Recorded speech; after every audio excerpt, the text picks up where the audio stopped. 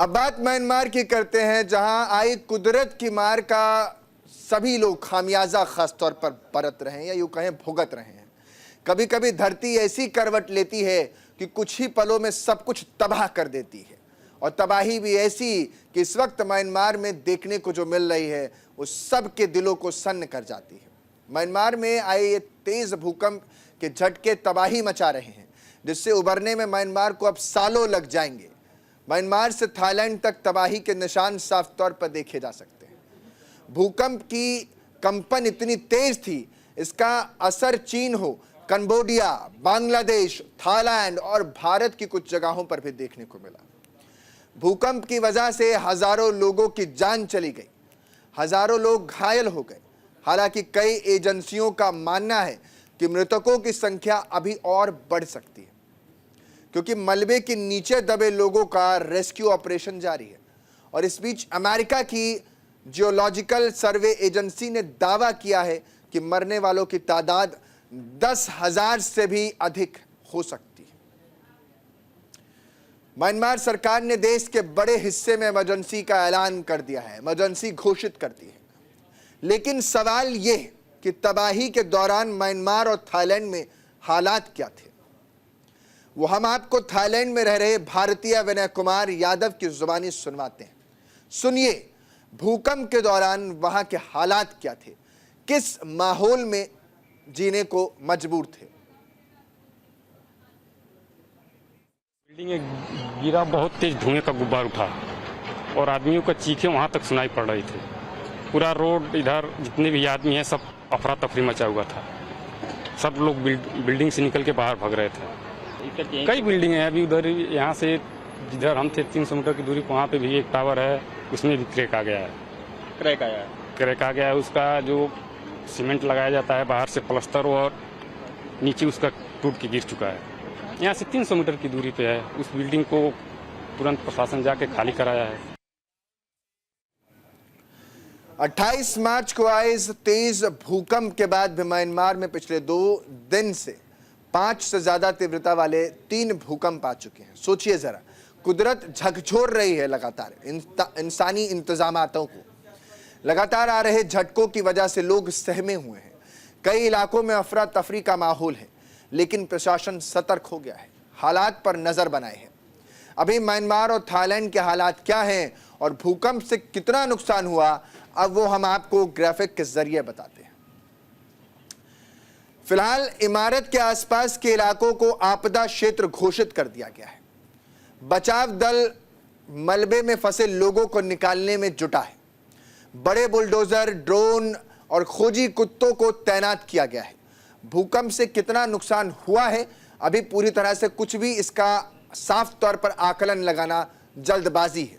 लेकिन अमेरिका की जियोलॉजिकल सर्वे एजेंसी यानी USGS ने कहा है कि मृतकों की संख्या 10,000 से 1,00,000 लोगों के बीच हो सकती है। इसके अलावा कई एजेंसियों का मानना है कि आर्थिक नुकसान म्यांमार के GDP का 70% तक हो सकता है।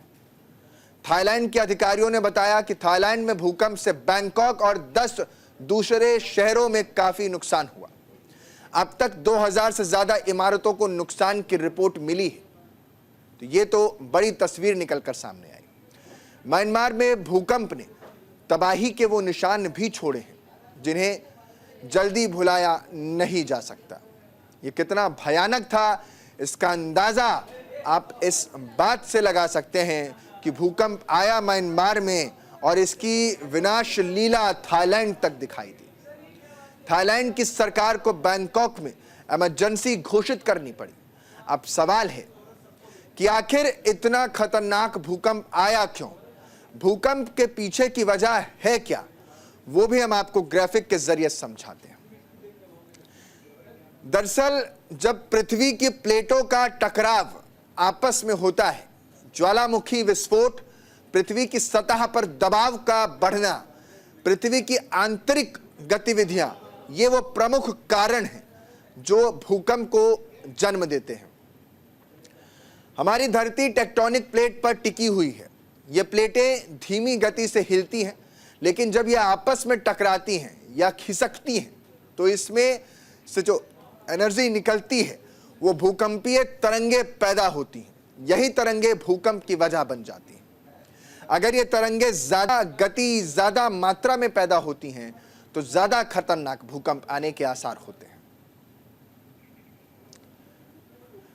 भारत का पड़ोसी मुल्क म्यांमार विनाशकारी भूकंप से तबाह हो चुका है। हजारों लोगों की जान चली गई तो हजारों की तादाद में लोग भूकंप से प्रभावित हुए हैं। संकट की इस घड़ी में भारत ने भी पड़ोसी मुल्क म्यांमार की तरफ मदद का हाथ बढ़ा दिया है। ऑपरेशन ब्रह्मा के तहत भारत म्यांमार को राहत सामग्री और बचाव दल भेजकर उसकी मदद कर रहा है। इस बीच प्रधानमंत्री नरेंद्र मोदी ने खुद म्यांमार में सेना के नेतृत्व वाली सरकार के प्रमुख मिन आंग ह्युंग से बात की और कहा कि भारत उनके देश में आए इस भीषण भूकंप से निपटने के प्रयासों में उनके साथ एकजुटता से खड़ा है। राहत सामग्री को लेकर विदेश मंत्रालय के प्रवक्ता रणधीर जायसवाल ने कहा, अब वो हम आपको वो भी सुनवाते हैं कि आखिर क्या कुछ उन्होंने क्या कहा। Several years, India has been the first responder. We talked about Operation Dosti. This when Cyclone Yagi struck Myanmar. That time again, India had launched an operation. We provided relief material, humanitarian assistance to the people of Myanmar, not just to people in Myanmar, but several other countries that were impacted. It is part of our policy to be the first responder. We want, when we say Vasudhaiv Kutumbakam, the world is one family, we also want to mean it. We want to prove that by action. And therefore, we are very humbled when we have this opportunity to respond to crisis such as what has happened in Myanmar and extend our support to people. Bharat ने अपने पड़ोसी मुल्क को मदद का हाथ तो बढ़ाया है और इसका स्वागत विपक्ष ने भी किया है।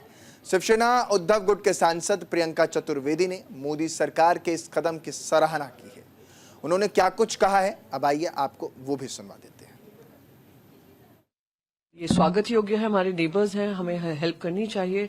जो हुआ बहुत ही गंभीर नेचर्स फ्यूरी सामने दिखी है और हर एक ऐसी जो क्लैमिटी होती है उससे सभी को सीखनी चाहिए। Climate change is a reality, natural disaster is a reality. Disaster preparedness, अभी हमने हाल ही में वो बिल पास किया है डिजास्टर प्रिपेयरनेस को लेकर, तो उसमें मैं मानती हूं कि हमारे देश को भी सतर्क रहना चाहिए, प्रिपेयर्ड रहना चाहिए। और अगर आज हमारा देश आगे बढ़कर दूसरे देशों की मदद कर रहा है, this is what humanity is all about.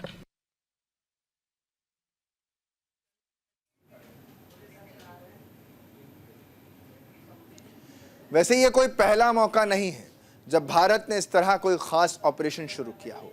Bharat सरकार वक्त वक्त पर संकट के हालात में अपने आने वाले तमाम जो दूसरे देश हैं उनको मदद मुहैया कराने के लिए खास अभियान चलाती रही है। चाहे वो पड़ोसी मुल्क हो या कोई दूसरे ज़रूरतमंद देश, जब भी किसी अन्य देश को ज़रूरत पड़ी है भारत ने अपना हाथ आगे बढ़ाया है और हमेशा मदद के लिए आगे बढ़ी है। भारत उसके साथ खड़ा रहा। ऑपरेशन ब्रह्मा से पहले भारत ने कौन कौन से खास ऑपरेशन चलाए हैं और उस ऑपरेशन के जरिए किन किन देशों की मदद की है, अब आपको ग्राफिक के जरिए वो समझाता हूं। साल 2023 में तुर्की और सीरिया में भी कुछ ऐसा ही मंजर सामने आया था। उस वक्त भी भयानक भूकंप ने दोनों देशों में कोहराम मचा दिया था। उस वक्त भारत ने प्रभावित देशों को मदद के लिए ऑपरेशन दोस्त नाम से एक सर्च और रेस्क्यू अभियान शुरू किया था। इस अभियान के तहत भारत ने खोज और बचाव दल, मेडिकल टीम, दवाइयां, राहत सामग्रियां और जरूरी सामान तुर्की और सीरिया को भेजे थे। साल 2021 में कोरोना महामारी के दौरान जब पूरी दुनिया संकट से जूझ रही थी, उस वक्त भी भारत ने वैक्सीन मैत्री अभियान शुरू किया था। उस वक्त भारत सरकार की तरफ से दुनिया भर के देशों को कोविड-19 टीके उपलब्ध कराने के लिए एक मानवीय पहल की शुरुआत की थी। अप्रैल 2015 में पड़ोसी राष्ट्र नेपाल में विनाशकारी भूकंप आया जिससे काफी तबाही हुई। उस वक्त भी भारत सरकार ने ऑपरेशन मैत्री शुरू किया था। इस अभियान में भारतीय सशस्त्र बलों को भी नेपाल में बचाव और राहत अभियान में उतारा गया। साल 2004 जब सुनामी ने दस्तक दी, श्रीलंका और मालदीव इससे काफी प्रभावित हुए थे। तब संकट के इस दौर में मदद के लिए हिंदुस्तान ने ऑपरेशन कैस्टर और ऑपरेशन रेनबो शुरू किया था, जिसमें समुद्र में खोए मछुआरों और नावों की खोज और बचाव में मदद पहुंचाने के लिए जरूरी कदम उठाए गए। भारत हर जरूरी और जरूरतमंद देशों के साथ खड़ा रहा है। जब भी किसी देश को जरूरत पड़ी, भारत ने उसको मदद का हर वो संभव प्रयास किया है जो किया जाना चाहिए। सबसे आगे मदद के लिए हाथ भी बढ़ाया, और इस वक्त जब म्यांमार और थाईलैंड भूकंप की तबाही से जूझ रहा है, तो भारत उसके साथ खड़ा है, हर संभव मदद भेज रहा है।